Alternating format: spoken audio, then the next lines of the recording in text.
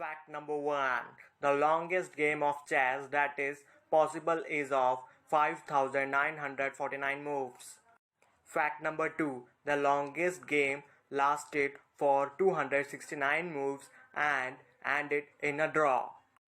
Fact number 3. The word checkmate comes from the Arabic word shamat, which translates to the king is dead in English.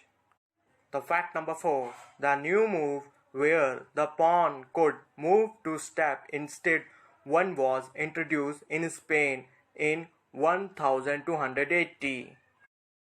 Fact number 5. A German named the Dr. Emanuel Lasker retained the champion title for the most time, 26 years and 337 days. Fact number 6. The first mechanical clock to be used instead of sand glass was invented by Thomas Williamson in 1883. The modern push-button clock was introduced by Wishoff in 1900. Fact number 7. Players in their first year are called rookies. The name came up from the last piece of chess to move into action called rooks. Fact number 8. The second book to be ever printed in English language was about chess.